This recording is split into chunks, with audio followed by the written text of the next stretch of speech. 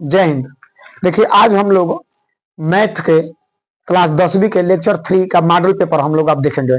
देखिए मुझे विश्वास है कि जितना हम क्वेश्चन करा रहे हैं आप उसको अगर ध्यान से घर पर लगाएंगे और मेरे साथ अभ्यास करेंगे तो आपको बोर्ड पेपर में बहुत सारा बेनिफिट होगा। मुझे विश्वास है कि आपको बोर्ड में प्रयास करेंगे कि हम लोग अच्छा से अच्छा नंबर लाए। चलिए देखते हैं पहला क्वेश्चन। कह रहे कि द्विघात समीकरण एक्स वर्ग प्लस 2x ऋण पी बराबर 0 का एक मूल -2 है, तो बताइए पी का मान ज्ञात कीजिए। देखिए द्विघात समीकरण है, द्विघात समीकरण से क्वेश्चन बार बार पूछा जाता है कि बताइए इसमें पी का मान क्या होगा। देखिए जब भी आपका एक मूल दिया हो तो पहले इसका मान निकाल मान रखेंगे। तो समीकरण दिया है, देखिए एक्स वर्ग प्लस 2x माइनस पी बराबर 0। एक्स वर्ग प्लस 2x माइनस पी बराबर कर दिया 0, जिसमें करा कि एक मूल -2, एक मूल जो है -2 है। एक मूल का मतलब ये एक्स का मान है, यानी आप एक्स का स्थान पर कितना रख दीजिए, 2 रख दीजिए।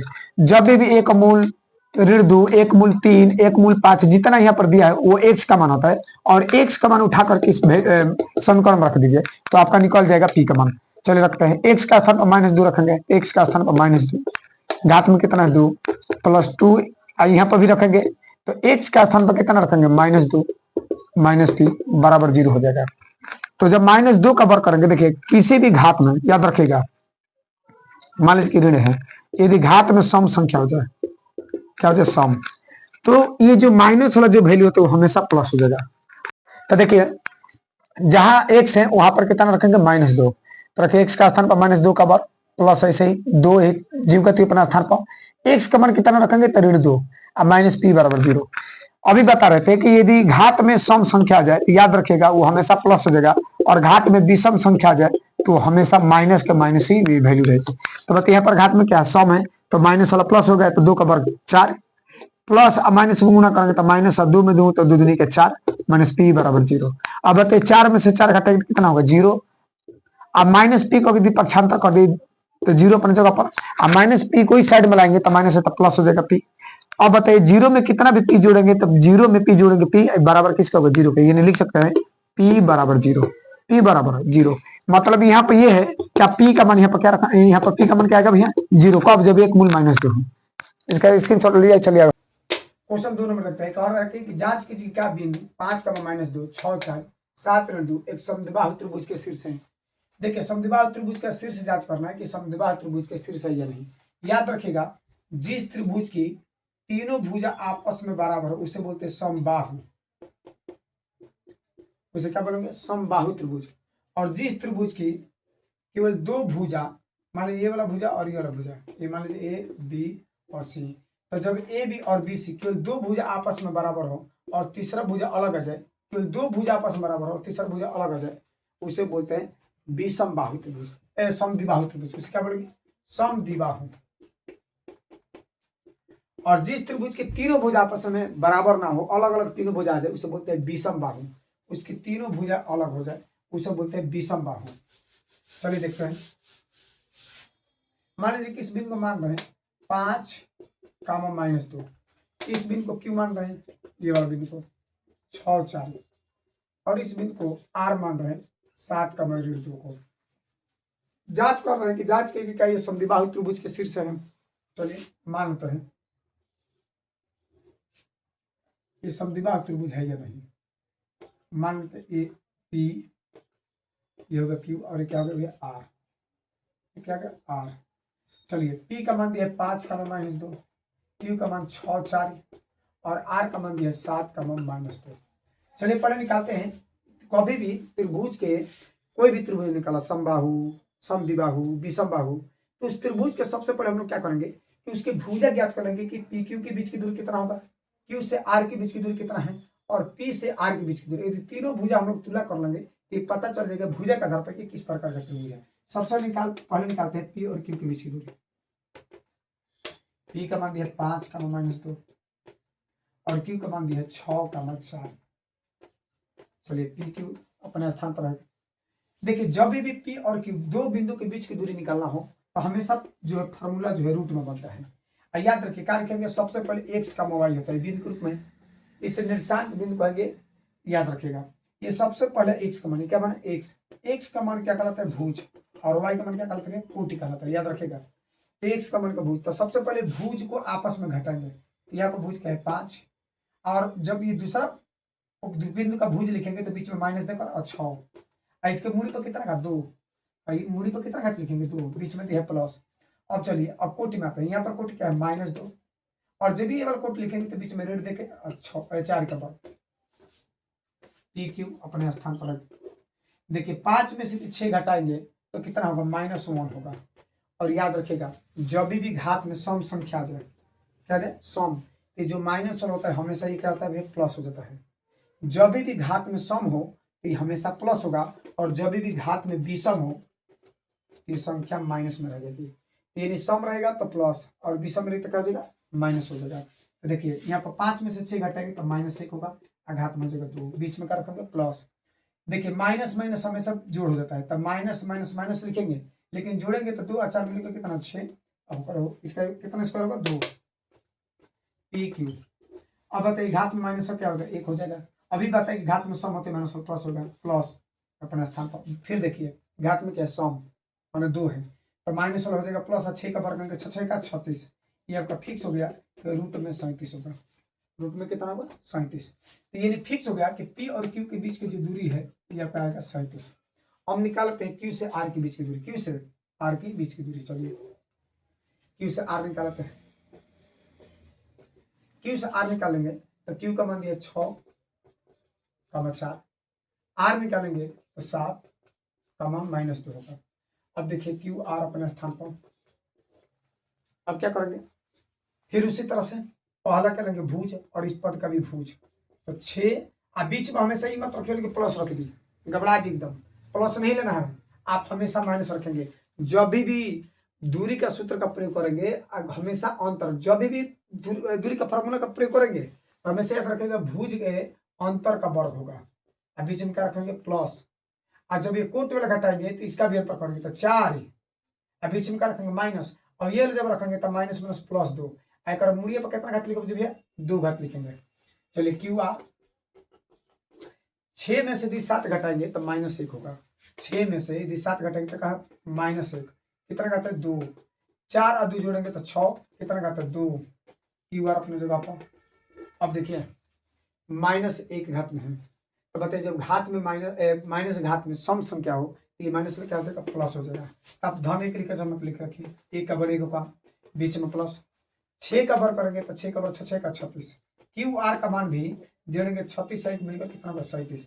यानी देखिए यहाँ तक लोग तो सब भैया ठीक ठाक है हम लोग का, यानी पी से क्यू के भी बीच की दूरी रूट में 37, क्यू से आर के भी बीच की दूरी रूट में 37। अब ये वाला अलग आना चाहिए, अगर ये समद्विबाहु होगा तो ये अलग आ जाएगा, और नहीं होगा तब अगर समबाहु होगा तो तीनों बराबर। ये कह रहे क्या कि क्या ये फिक्स नहीं कि हो ही जाएगा, पूछ रहे क्या बिंदु है, तो चलिए रख रहे हैं।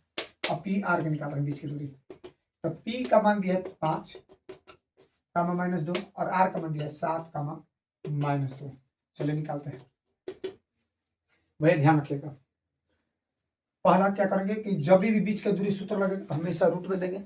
अभी बताएं क्या कि भुज के अंतर, तो यहाँ पर क्या है 5, और ये लगाएंगे तो माइनस और 7, और दोनों की स्क्वायर कर दीजिए, बीच में रहेगा प्लस।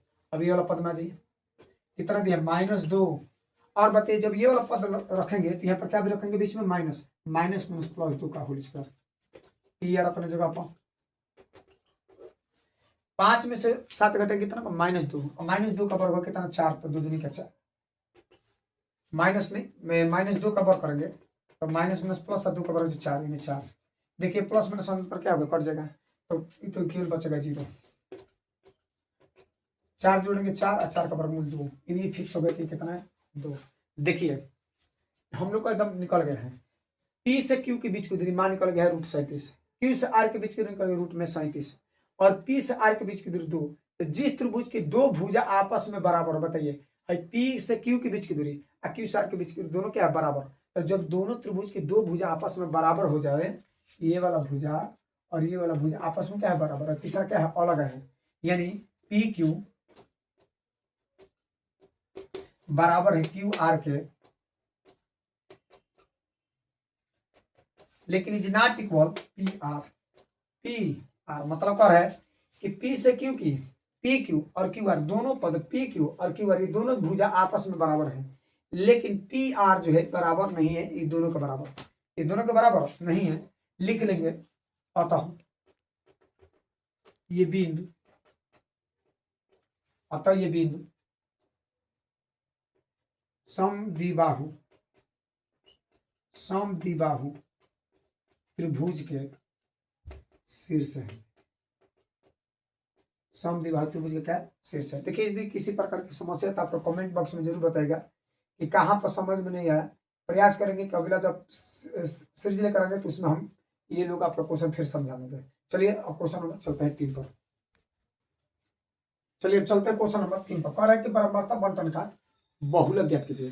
देखिए बहुलक, देखिए इसमें से जो सांख्यिकी सवाल है या तो उसमें से माध्य या माध्यिका, माध्य या माध्यिका या बहुलक, ये 3 हैं और इसी में से कोई एक दे देगा। बहुलक भी क्वेश्चन बार बार बनता है, इस देगा सारणी वर्गाकार बना करके बराबरता दे देगा और पूछेगा कि इसका बहुलक क्या होगा। देखिए बहुलक निकालने के लिए सबसे पहले हम लोग का बहुलक वर्ग निकालना पड़ेगा कि इसमें से बहुलक वर्ग कौन सा होगा। देखिए वर्ग अंतराल दिए हैं और ये दिया है बारंबारता, तो बारंबारता में देखेंगे कि सबसे बड़ा अंक किस पद का मान है, देखिए वो 9, तो ये आपका हो गया बहुलक वर्ग, ये फिक्स है। आपका क्या हो गया, ये बहुलक वर्ग है, ये आपका हो गया बहुलक वर्ग। देखिए जो सामने पड़ा ये आपका F1 होता है और जस्ट ऊपर वाला मान होता है F0 और जस्ट इसका नीचे वाला मान क्या होगा F2 मान होगा। तो देखिए ये जो पहले क्या करेंगे हम लोग जांच करेंगे कि F1 का मान कितना होगा। तो देखिए बहुलक वर्ग में जांच करेंगे कि किस पद का मान सबसे बारंबारता किसका अधिक है। तो देखेंगे कि 2, 3, 7, 9, 5, 4 सबसे ज्यादा बार कौन है, ये 9 है, यानी 55 से 70 जो मान है ये सबसे ज्यादा बार आवृत्ति द्वारा है, यानी F1 का मान होगा 9 और जस्ट ऊपर वाला मान F0 होगा और जस्ट नीचे वाला मान क्या होगा F2 होगा। तो देखिए तुलना करते हैं, ये वाला जो मान है आपका ये L का मान है। देखिए L का मान दे दिया 55, L का मान क्या दे दिया 55 और जो F1 है ये कितना दिया 9, F1 का मान क्या दिया 9 और जस्ट ऊपर वाला जो मान दिया वो आपका क्या है, वो आपका मान दिया है F0 और F0 का मान कितना है 7 और जस्ट नीचे वाला F2 का जो मान दिया वो आपका कितना है 5। चलिए अब दिक्कत क्या है कि इसमें H भी निकालना पड़ेगा, तो निकाल लेते हैं। H का मान कितना होगा, तो देखिए जितना अंतराल दिए जैसे 10 से 25, 25 से 40, 40 से 55, ये जो अंतराल दिए एकदम सेम दिया होगा, देखिएगा बराबर एकदम, तो जो गैप है बराबर है और कितना गैप है तो 15 का गैप है। चलिए निकालते हैं बहुलक।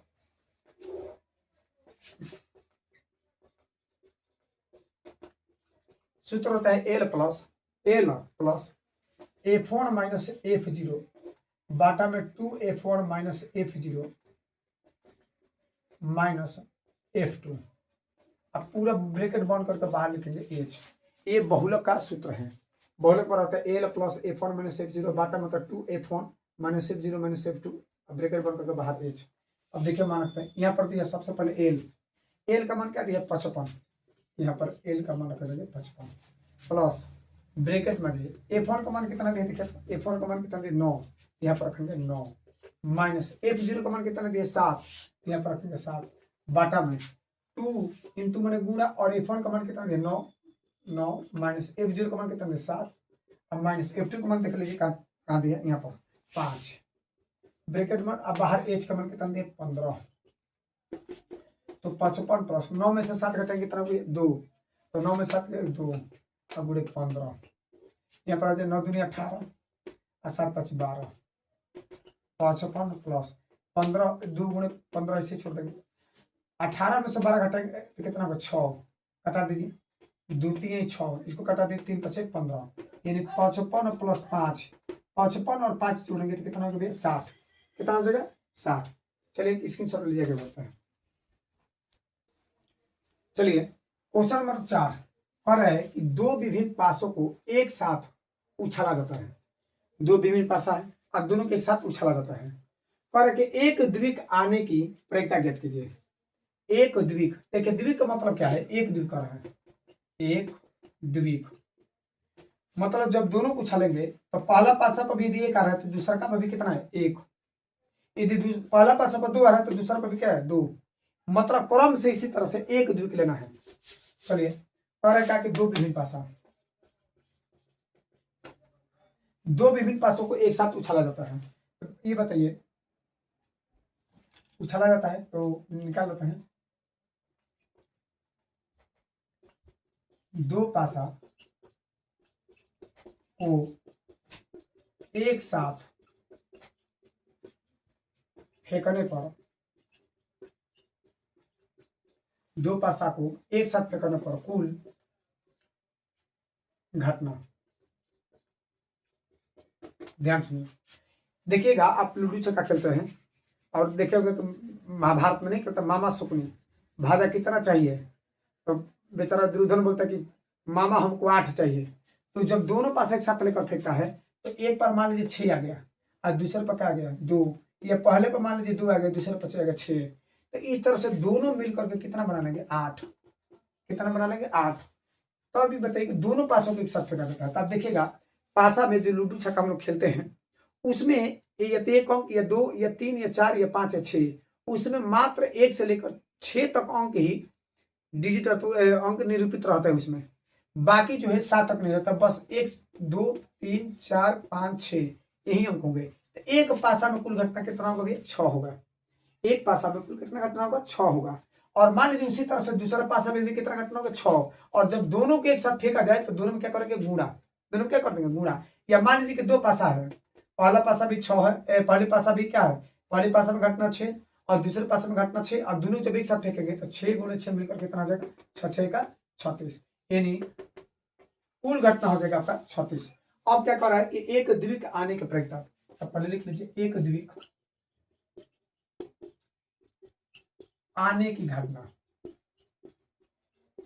अब देखिए एक द्विक आने की घटना क्या है, जैसे मान लीजिए कि पहला पासा 1 2 3 4 5 6, 1 2 3 4 5 6, जब फेंक रहे हैं तो मान लीजिए कि हम पासा फेंक रहे हैं, जैसे ही पासा फेंके, पहला वाला पासा 2 पासा है, मान लीजिए कि मैंने पहला पासा फेंका जिस पर क्या आ गया 1, और एक द्विक आने का मतलब क्रम से जब एक पहले पासा पे 1 तो दूसरा पासा में भी क्या आ जाए 1,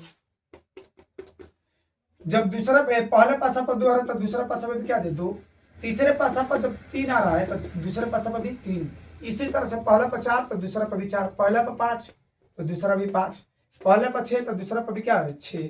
ये है द्विक आने की कुल जो है कुल घटित घटना, द्विक आने की एक द्विक आने घटना कितना होगा 1 2 3 4 5 6, इसका कुल माना जाएगा 6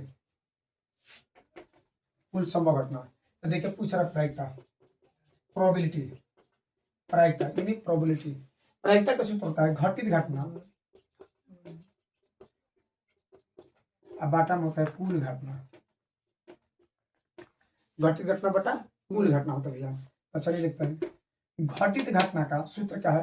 तो घटित घटना में कितना घटित घटना होगा 1 2 3 4 5 6, यानी घटित घटना कितना होगा 6 बाटा। अब पूछ रहे कुल घटना, तो कुल घटना कितना है, देखिए तो कुल घटना कितना है 36, घटा दीजिए 6 कम 6 6 का 36, यानी इसकी प्रायिकता हो गई 1/6, 1/6। चलिए स्क्रीनशॉट लीजिए आगे बढ़ते हैं। चलिए क्वेश्चन नंबर 5 क्या कर रहा है, ध्यान से देखिएगा, क्वेश्चन बहुत बढ़िया है। कह रहा है कि पिता की वर्तमान आयु अपने पुत्र की आयु की 4 गुनी है। पिताजी की जो वर्तमान आयु है अपने पुत्र की आयु की कितना गुनी है 4 गुनी है। पिताजी अपने पुत्र से 4 गुना बड़े हैं, तो बड़ो होकर करी है 5 वर्ष पूर्व, 5 वर्ष पूर्व पिता की आयु, 5 वर्ष पूर्व पिता की आयु पुत्र की आयु की 7 गुनी थी। तो बताइए कि दोनों की वर्तमान आयु क्या है। देखिए जब भी इस टाइप का प्रश्न पूछे तो हम लोग को कुछ करना नहीं है, जब भी जिस पर क्वेश्चन मार्क लगे, देखिए किस पर क्वेश्चन मार्क लगा है वर्तमान आयु पर, जिस पर क्वेश्चन मार्क लगे बताइए इसका उम्र कितना होगा, उसका उम्र कितना होगा, ये संख्या कितना होगा, लंबाई चौड़ाई क्या होगा। जब भी इस टाइप का प्रश्न आए तो आप जो ज्ञात करना पर उसको मान लीजिए, वर्तमान ज्ञात करना वर्तमान मानिए। देखिए उम्र संबंधी सवाल को आप तालिका बनाकर हल करेंगे तो और अच्छा रहेगा। तो देखिए मान लेते यहाँ पर ये वर्तमान आयु है, मान लिया पर वर्तमान आयु, देखिए ध्यान सुनिएगा, मैंने मान लिया कि ये पिताजी हैं, मैंने मान लिया कि यहाँ पर पुत्र हैं। देखिए एकदम सवाल अच्छा सा हो जाएगा, ध्यान से देखिए। फिर क्या करें वर्तमान के बाद से फिर और क्या चर्चा इसमें 5 वर्ष पूर्व, 5 वर्षों पूर्व यहाँ पर ले रहे 5 वर्ष पूर्व, और कुछ दिया 5 वर्ष पूर्व के बाद नहीं। चलो देखिए मैंने मान लिया कि इस टाइम पिताजी की जो उम्र है, पिताजी के पुत्र का मानता है। देखिए क्योंकि पुत्र जो है यहाँ पर कह रहा है कि पिता की वर्तमान आयु अपने पुत्र की आयु की 4 गुनी है। और अगर पुत्र का मान लीजिए कि पिताजी का पुत्र का उम्र मान लीजिए इस टाइम 5 साल का, अभी बचवा झुंझुना कितना साल का है, 5 साल का है। तो मान लीजिए कि इस टाइम पर लड़का जो है 5 साल का है, तो देखिए पिता की वर्तमान तो कितना हो जाएगा, अपने पुत्र के 4 गुना है, तो इसका 4 गुना कर दीजिए, तो 4 5 20, मैंने 20 वर्ष के पापा रहे अभी के टाइम पर, 20 वर्ष के। तो देखिए क्या कर रहा है कि पिता की वर्तमान आयु, अब पहले हम पुत्र पर डिपेंड कर रहे हैं, पुत्र का 4 गुना है, तो मान लीजिए पुत्र का उम्र मान रहे हैं 100 वर्ष, का मान लीजिए 100 वर्ष, का मान लीजिए 100 वर्ष मान लीजिए अभी में। तो अब क्या करें कि पिता की वर्तमान आयु अपने पुत्र की आयु की 4 गुनी है, इसका 4 गुनी कर देते हैं। 1 से जब 4 गुनी करेंगे, देखिए 1 से 4 गुनी करेंगे तो 4 गुणे 1 हो जाएगा, 4 गुणे 1, अच्छा 4 इंटू 1 से लिखे कोई दिक्कत नहीं, 4 1 होगा। ये पिताजी का आयु है। अब क्या कर रहा है देखिए 5 वर्ष पूर्व, अब चलिए पीछे चलते हैं, पीछे चलेंगे। देखिए कभी भी पूर्व आ जाए तो हमेशा याद रखेगा उम्र में अंतर सेम टू सेम रहेगा, उम्र में कोई परिवर्तन होगा। मान लीजिए कि उम्र मेरा इस समय 25 साल है, मान लीजिए कि इस समय मेरा उम्र कितना है, 25 साल है, और आपकी उम्र 17 साल है। आपकी उम्र कितना साल है, 17 साल है। तो जो हम दोनों के बीच का जो 8 साल का गैप है, अब कितना भी पीछे जाएंगे, कितना भी आगे जाएंगे, ये गैप बराबर चलेगा। उम्र के अंतर जो कितना साल भी आगे बढ़ जाएंगे फ्यूचर में या पास्ट में भी जाएंगे, तो ये हमेशा गैप बराबर रहेगा। देखिए 5 वर्ष पूर्व जाएंगे तो देखिए पूर्व हमेशा घटाया जाता है, तो पूर्व में घटाइए, तो चलिए 5 वर्ष पूर्व आते हैं। तो ये बताइए क्या करेंगे, अभी मान लीजिए कि लड़का जो है 20 वर्ष का है, अभी वर्तमान में 20 वर्ष का है, तो बताइए 5 साल कितना हो जाएगा, 5 वर्ष पूर्व कितना का होगा, 5 वर्ष पूर्व, पूर्व का मतलब होता है पहले, बिफोर, बिफोर मतलब पहले, 5 years बिफोर। चलिए 5 साल पहले चलते हैं, तो बताइए अभी वर्तमान में 20 साल के हैं, अब 5 साल पीछे चलिए, तो 5 साल पीछे मतलब 5 साल घटा दीजिए, इसमें से कितना साल होता है, 15 वर्ष का होगा उस समय। ये 5 साल का 5 साल पहले जो 20 वर्ष का बालक है, ये कितना साल का होगा, 15 साल का होगा। तो उसी तरह से घटा देंगे, अभी वर्तमान उम्र पिताजी कितना है, 4 1 से है, अब 5 वर्ष पूर्व का रहे तो इसमें से कम कर देंगे, तो पिताजी हो जाएंगे 4 1 - 5। उसी तरह से लड़का पर चलता है, इसका भी उम्र कम होगा, जब पीछे 5 वर्ष पूर्व जा रहे हैं, तो जिस तरह से पिताजी की उम्र 5 साल कम होगा, इस बच्चा का भी 5 साल कम होगा, तो 1 - 5 होगा। अब चलिए अब क्या कर रहा है देखिए, कह रहा है कि 5 वर्ष पूर्व पिता की आयु, ये वाला क्वेश्चन इसमें से तेरा ध्यान से देखिए, कह रहा है कि 5 वर्ष पूर्व पिता की आयु, पिताजी की आयु, पिता की आयु, पिता की आयु अपने पुत्र की आयु की, चलिए पुत्र की आयु की 7 गुनी थी, कोई गुना कितना भैया, 7 गुना था। देखिए पिताजी की जो उम्र कितना वर्ष पर, पूरा 5 वर्ष पर, ये वाला चर्चा है। तो 5 वर्ष पूर्व लेंगे, पिताजी का जो उम्र है अपने पुत्र को उम्र का 7 गुना थी।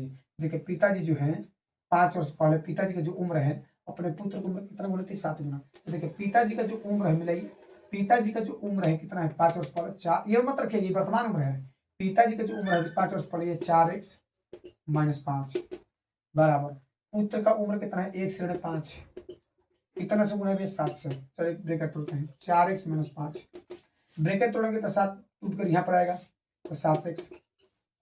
जिस तरह से 7 वाला x कहीं पहुंचा है, उसी तरह से 7 वाला 5 क्या आएगा, तो गुणा करेंगे तो 7 5 35। अब क्या करेंगे कि अचर पद एक जगह, अचर एक जगह होते हैं। चलिए -5 अपनी जगह पर, -35 को पक्षांतर करेंगे, -35 प्लस 35 हो जाएगा, 7x अपनी जगह पर, अब प्लस 4x से पक्षांतर करेंगे -4x हो जाएगा।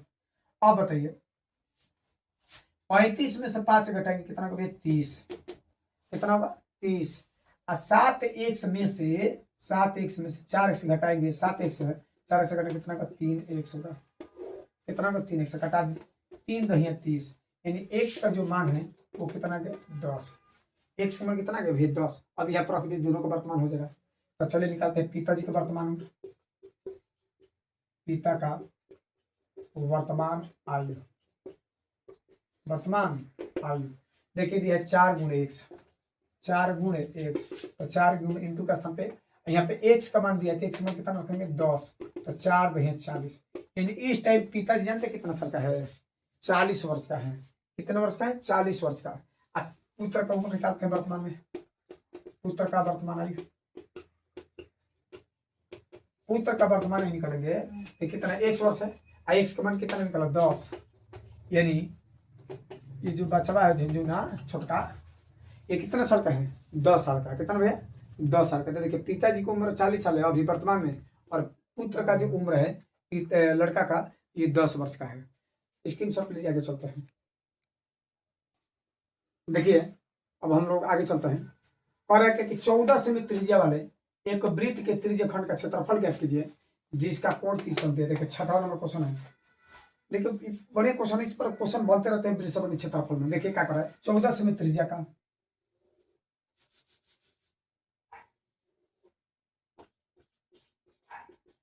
चलिए भैया चलता है। ये केंद्र हो गया। मान लिए कि त्रिज्या कितना सेमी का, 14 सेमी का है। ये आपका 14 सेमी का होगा त्रिज्या, ठीक। अब त्रिज्या खंड, ये भी मान लीजिए त्रिज्या खंड है 14 सेमी। और ये आपका क्या हो गया, परिधि, क्या होगी परिधि। इसके पूरे एरिया निकालना है, इसका क्षेत्रफल, जिसमें कोण दिया है कितना अंश का, 30 अंश का। देखिए आर का मान दे दिया है 14 सेमी, थीटा का मान दिया है 30, थीटा मान का दिया 30। पूछ रहे त्रिज्या खंड का, पूरे इस त्रिज्या खंड का क्या निकालना है, क्षेत्रफल निकालना है। चलिए निकलिए, त्रिज्या खंड का क्षेत्रफल। देखिए त्रिज्या खंड का क्षेत्रफल का सूत्र होता है थीटा बटा 360 गुणे पाई आर स्क्वायर होता है। त्रिज्या खंड का जो क्षेत्रफल का सूत्र होता है वो होता है थीटा बटा 360 गुणे पाई आर स्क्वायर। ये अपने स्थान पर रहेगा। चलिए थीटा का मान रखेंगे कितना, 30 बटा 360 गुणे पाई का मान पुट अप कर दीजिए 22 बटा 7। पाई का मान कितना रखें, 22 बटा 7। आर का वैल्यू कितना दिया, 14। कितना बार, 2 बार, तो लिखेंगे 14 गुणे 14।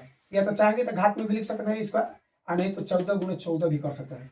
चलिए डिवाइड कर दिए, 7 दूनी 14, इसको काटेंगे। चलिए 7 दूनी 14, 7 दूनी 14। चलिए ये भी कटाते रहे, 0 से 0 कट गया, 3 बड़ा है 36, यानी 1 बराबर ऊपर बचेगा 22 गुणे 14 गुणे 2 और बटन में कितना 12। काटा दीजिए, 2 11 है 22, 2 छक्का 12, फिर कटा दे 2 एकम 2 और 2 3 6।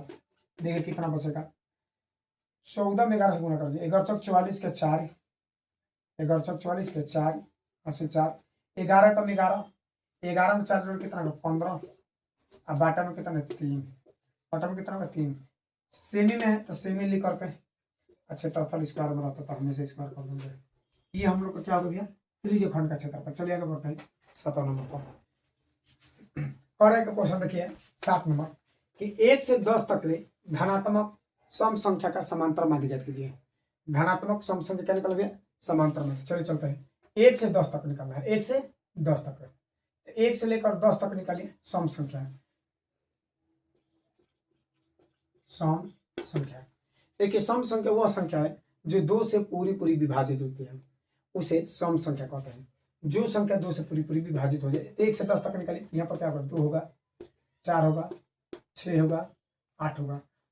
1 से 10 तक आ रहे थे, 2 4 6 8 और 10, 10 यही बस 10 तक, 10 भी ले लीजिए। चलिए इसका निकालने का समांतर माध्य, समांतर माध्य, समांतर माध्य का सूत्र होता है, इसे रिप्रेजेंट करते हैं बार एक्स से, बार एक्स से। सूत्र होगा पदों का योग,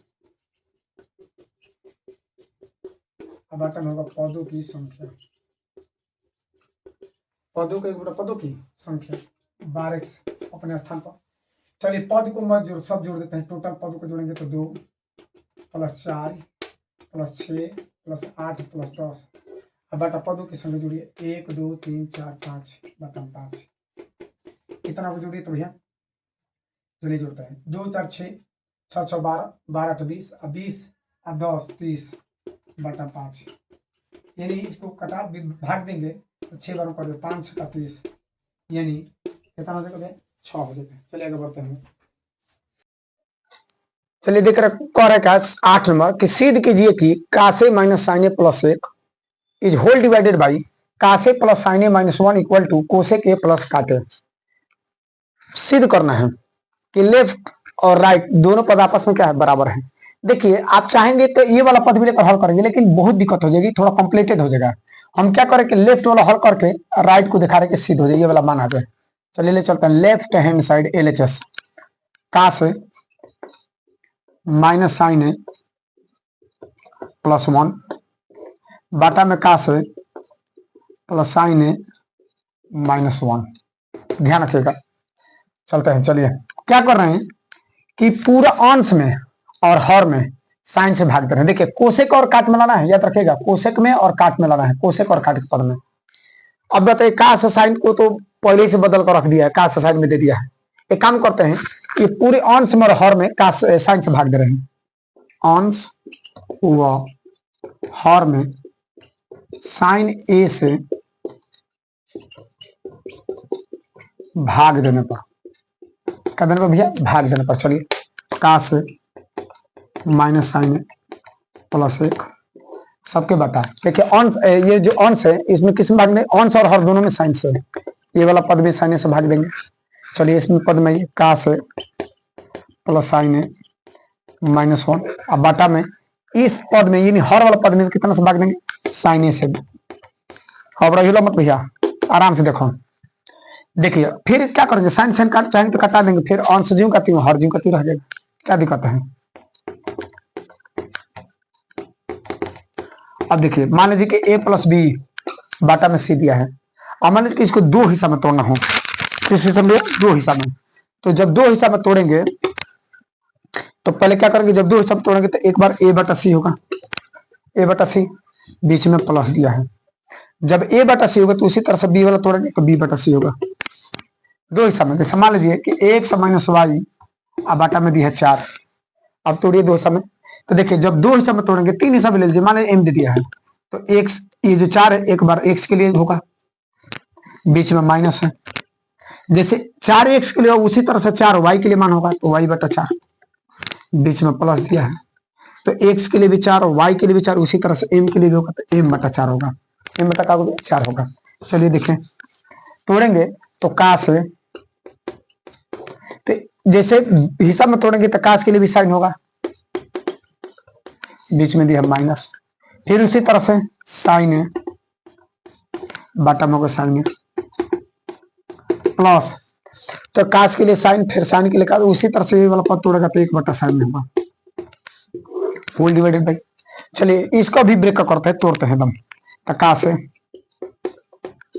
बाटा में साइन है, बीच में का दिया प्लस, ये वाला पद तोड़िए साइन है अब बाटा में साइन है, सभी को पद में लगाना है माइनस, फिर एक के लिए भी होगा 1 बटा साइन हो जाएगा। चलिए देखिए काश बटा साइन जो होता है भैया, काश बटा साइन ये होगा आपका काट ए, काश बटा साइन मिले क्या होगा, काट ए, बीच में दिया माइनस, साइन साइन डिवाइड होगा तो 1 बचेगा प्लस 1 बटा साइन को उल्टा होगा कोसेक, क्या होगा कोसेक बाटा। देखिए लग रहा है कुछ कुछ आ गया, इसमें हल करेंगे और आ जाएगा। काश बटा साइन क्या होगा भैया, काट ए होगा आपका प्लस साइन साइन डिवाइड होगा कितना बचा, प्लस 1 माइनस 1 बटा साइन होगा, 1 बटा साइन को उल्टा होता है कोसेक, क्या होगा भैया कोसेक होगा। देखिए एक काम कर रहे हैं, काट वाला और कोसेक वाला, देखिए काश वाला कोसेक वाला काट वाला एक जगह एक अपने पास में रख दिए, तो काट वाला और कोसेक वाला उसी तरह से अपने पास में कर दे रहे हैं। तो काट है प्लस कोसेक है एक जगह, काटे और कोसेक एक जगह, बीच में दिया -1 बाटा। इसमें छेड़छाड़ मत कीजिए, बस ऐसे ही लिख दीजिए काटे +1 माइनस कोसेक है। ध्यान रखिए इसमें किसी प्रकार का हर में छेड़छाड़ नहीं होगा, हम लोग इसी तरह छोड़ देंगे। अब जो भी करना है अब ऊपर वाला सवाल करेंगे। देखिए काटे प्लस कोसेक है अपनी जगह पर रहेगा, बीच में दिया माइनस, बीच में क्या दिया माइनस, इसको ब्रैकेट बंद कर दे रहे हैं। चलिए कोई दिक्कत नहीं, कोसेक प्लस काटे इसको घर में बंद, टेक इसको घर में बंद कर दे रहे हैं ताकि भागे ना कहीं, बीच में क्या दिया माइनस। देखिए इस पद को हल कर रहे हैं, काम कर रहे हैं कि जिस तरह से काट और कोसेक दिया है उसी तरह से एक का भी मान कोसेक और काट में रख रहे हैं। तो याद किए होंगे कभी ना, आप पढ़े होंगे कि कोसेक स्क्वायर ए माइनस काट स्क्वायर ए बराबर 1 होता है। कोसेक स्क्वायर ए माइनस काट स्क्वायर ए बराबर कितना होता है 1। चलिए रख लीजिए, एक के स्थान पर ये वाला पूरा मान रख रहे हैं, कोसेक स्क्वायर ए माइनस काट स्क्वायर ए, इसका वैल्यू कितना का बराबर होगा 1, यानी फिर यहाँ पर मान हो जाएगा 1 बाटा काट प्लस 1 माइनस कोसेक ए। ध्यान से देखिए, अब देखिए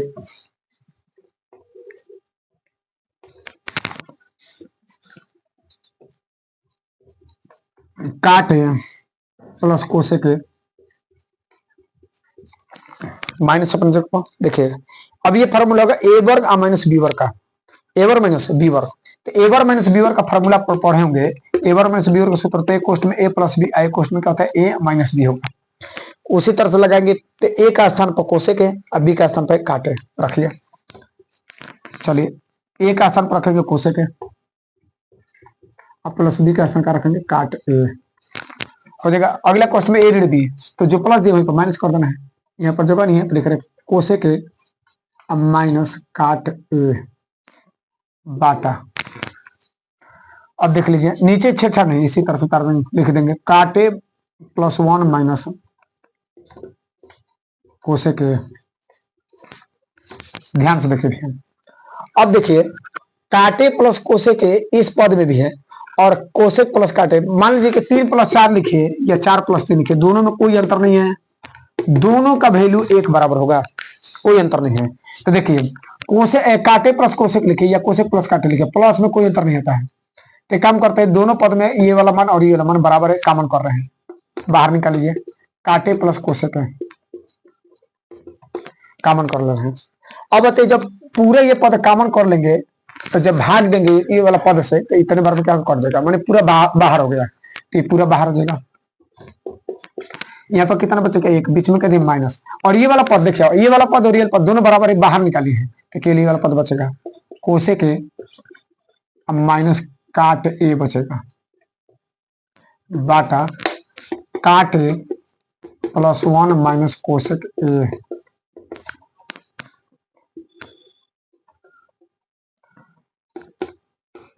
काटे प्लस कोसेक है, चलिए ध्यान रखिए 1 माइनस माइनस बाहर है तो ब्रैकेट तोड़ेंगे तो माइनस कोसेक है, माइनस माइनस प्लस काट है सबके बटा कोसेक है प्लस 1 और माइनस कोसेक है। अब ध्यान से देखिए भैया, ध्यान से देखिए, ये वाला मान और ये वाला मान बराबर है। देखिए कोसेक एक किसमें है माइनस में, तो कोसेक एक किसमें माइनस में, प्लस 1 यहाँ पर भी प्लस कुछ भी चिन्ह है तो यहाँ पर क्या होगा प्लस का चिन्ह होगा, प्लस 1 बराबर है। काटे प्लस में छोड़ देगा, यहाँ पर काट है, यहाँ पर काट है। तो देखिए एक प्लस में तो एक प्लस में, कोसेक माइनस में तो कोसेक माइनस में, काट प्लस में तो यहाँ पर भी क्या होगा प्लस का चिन्ह होगा, यानी हर वाला ये मान पूरा बराबर है, डिवाइड हो जाएगा। कितना बच रहा है, तो काट है अब प्लस कोसेक है। देखिए यही मान लाना था, इधर लिखे चाहे उधर लिखे, लिख सकते हैं, पहले ये लिख लीजिए कोसेक है प्लस काट है। देखिए कोसेक है प्लस काट है, ये क्या होगा भैया आपका राइट हैंड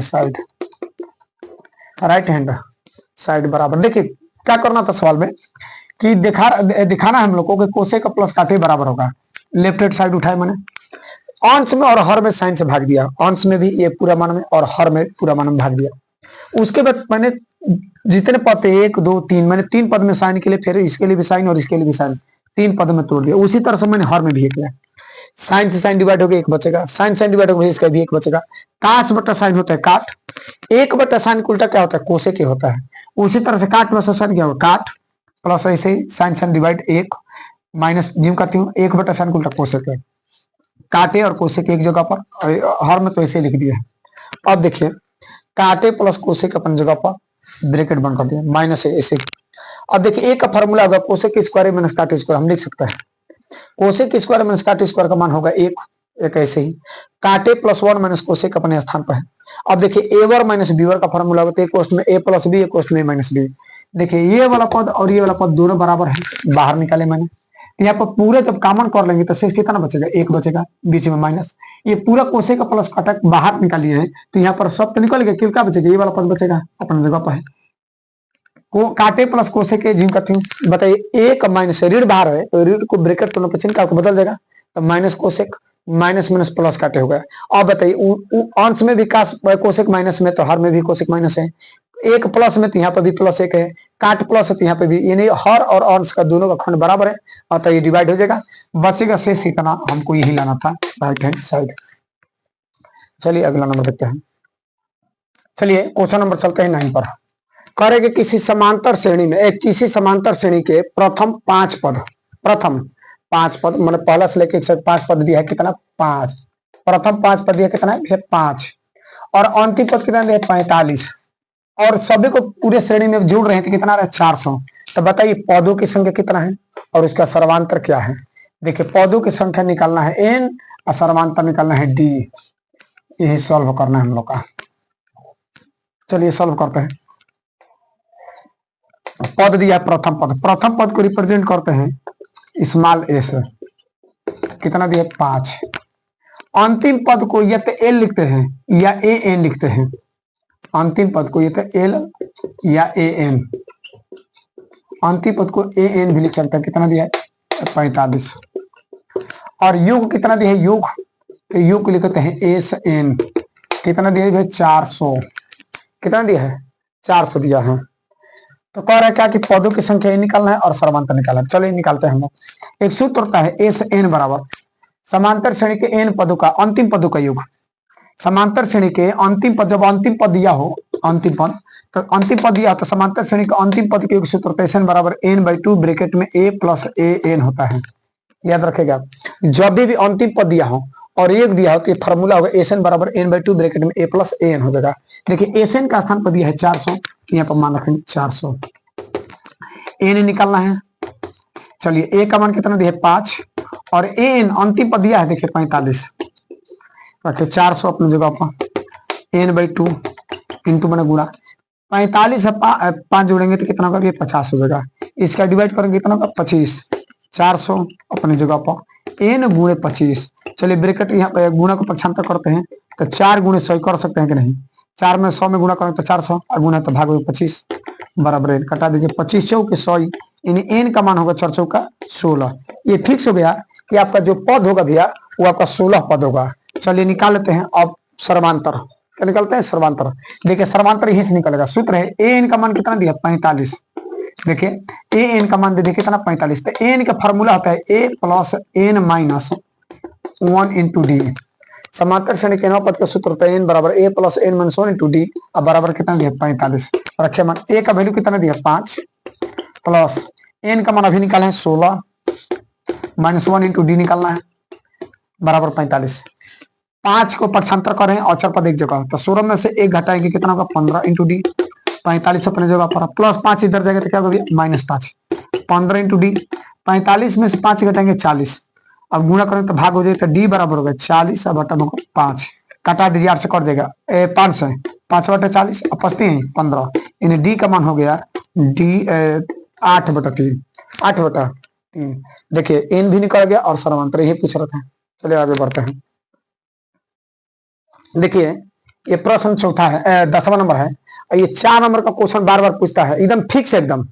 ये क्वेश्चन जो है वास्तविक संख्या समय से पूछता है, आप लोग ध्यान रखिएगा इस क्वेश्चन को। कह रहे कि सिद्ध कीजिए कि 2 - 5 एक अप्रमेय संख्या है। क्या है अप्रमेय। देखिए जो प्रमेय ना हो उसे क्या कहेंगे अप्रमेय कहते हैं, जिसे p/q के रूप में न लिखा जा सके जहां q = 0, उसे अप्रमेय संख्या कहते हैं। जिसे p/q रूप में नहीं लिख सकते उसे क्या कहेंगे अप्रमेय। चलिए चलते हैं हम लोग।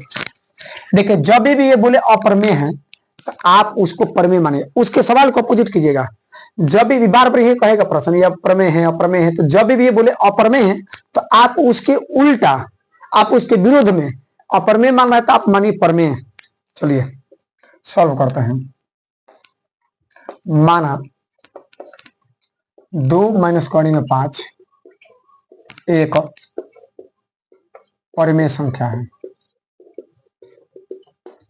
ये क्या भैया हमने कहा 2 माइनस कोण में 5 एक परिमेय संख्या है। वो मान वो क्या कर रहा है, परिमेय अप्रमेय कर रहा है, और हम क्या माने हैं, परिमेय माने हैं। तो जब भी बोले का अप्रमेय तो आप मानिएगा परिमेय है। चलिए 2 माइनस कोण में 5 का एक परिमेय संख्या। अब हल करते हैं। अब बताइए किसी भी परिमेय को पी बटे क्यू के रूप में लिख सकते हैं। ये बराबर है 2 माइनस कोण 5 का, जहां पी एम क्यू जहां पी एम क्यू एक सह अभाज्य संख्या है, जहां Q is not equal 0, Q is not equal 0। ये परिमेय हो गया। जब P और Q एक सह अभाज्य संख्या हो और Q इज नॉट इक्वल 0 हो तो वहां पे ये P बटा Q क्या होगा भैया, परिमेय होगा। चलिए सॉल्व करते हैं। P बटा Q अपने जगह पर रहेगा। एक काम कर रहे हैं, दो को ऐसे ही रोक रहे हैं और ये P बटा Q को पक्ष में ला रहे हैं। तो माइनस कोण 5 इधर आएगा तो कितना होगा, प्लस कोण 5 हो जाएगा ये। और ये वाला पद को इस साइड में लाएंगे तो प्लस इस साइड में आएगा तो क्या होगा, माइनस P बटा Q होगा। यानी √5 बराबर हो जाएगा। हर में मान लीजिए Q एकम Q, फिर गुणा करेंगे तो 2Q और माइनस P एकम P। समीकरण 1 मान रहे हैं। समीकरण का मतलब है 1। अब देखिए चूंकि पी एम क्यू एक सह अभाज्य संख्या है। देखिए सह अभाज्य संख्या क्या है, ध्यान से देखिए। पी एम क्यू असहभाज्य मतलब कि पी एम क्यू एक पूर्णांक है, क्या एक पूर्णांक है। अब बताइए पूर्णांक क्या है, ध्यान सुनिए। जैसे मान लीजिए 3 भी क्या है, पूर्णांक है और 2 भी क्या है, पूर्णांक है। तो 3/2 यानी 2 जो पूर्णांक है और 2 पूर्णांकों को जब आप लोग भाग देंगे, गुणा करेंगे तो हमेशा उसका मान क्या होता है, परिमेय आता है। तो 2 पूर्णांकों को जब भाग दिया जाता है तो उसका मान क्या आएगा भैया, परिमेय आएगा। तो बताइए पी एम क्यू क्या एक पूर्णांक है, इसलिए 2Q माइनस P भी पूर्णांक होगा, एकदम फिक्स है। जब आप 2 पूर्णांक लेंगे, मान लीजिए 3 पूर्णांक हो गए और 2 पूर्णांक हो गए, और जब 2 पूर्णांकों का अंतर करेंगे, जोड़ेंगे घटाएंगे तो ये भी क्या पूर्णांक होगा। 3 में 2 कितना भैया 1, ये जोड़ भी देंगे तो 3 2 कितना होगा 5, ये भी क्या पूर्णांक ही है। तो अतः 2Q माइनस P भी क्या है, पूर्णांक होगा। अतः 2 पूर्णांकों का भाग, जब 2 पूर्णांकों का आपस में भाग दिया जाए तो हमेशा परिमेय बनता है। अतः 2Q माइनस P बटा Q एक परिमेय संख्या है। ये क्या भी आपका परिमेय संख्या, देख लीजिए ये फिक्स हो गया कि 2Q माइनस Q बटा P, 2Q माइनस P बटा Q एक आपका क्या है, परिमेय संख्या है। और जब परिमेय संख्या है तो जांच कीजिए समीकरण 1 से। देखिए समीकरण 1 से अब देखिए समीकरण 1 क्या कर रहा है, करणी 5। आप पढ़े होंगे कि करणी में 5 जो हमेशा क्या होती है, अपरिमेय होती है। करणी जो 5 है, करणी 5 क्या होती है आपका, अपरिमेय है। लेकिन समीकरण 1 से, लेकिन करणी 5 एक अपरिमेय संख्या है। यानी ये जो करणी 5 है भैया वो आपका क्या है, अपरिमेय संख्या है। इसलिए 2Q माइनस P बटा Q भी अपरिमेय संख्या होगी।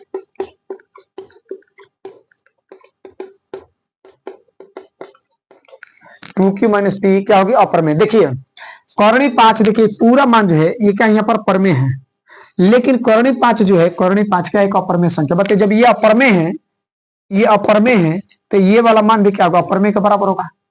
जब करणी 5 अपरिमेय है तो करणी 5 का मान 2Q माइनस P बटा Q जो दिया ये भी क्या होगा, अपरिमेय होगा। बताइए इसी मान को, ये वाला मान को यहाँ पर मान है परिमेय, और इसी मान को, यही वाला मान को यहाँ पर मान है अपरिमेय।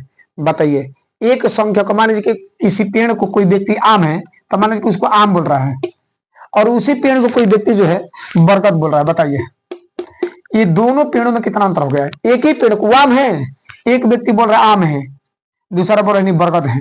तो देखिए दोनों में एक विरोध हो रहा है। दोनों में क्या हो रहा है? विरोधाभास हो रहा है। लिख रहे हैं अतः चूंकि यह कथन हमारे पूर्व कथन का, चूंकि ये जो कथन है हमारे पूर्व कथन का विरोधाभास है, अतः देखिए जो कथन ये जो दिया है ये हमारे इस पूर्व कथन का क्या विरोधाभास है। मतलब कि जो मैंने ये कथन माना है 2 - 5 जो पर में है ये मैंने गलत मान लिया। अतः हमारा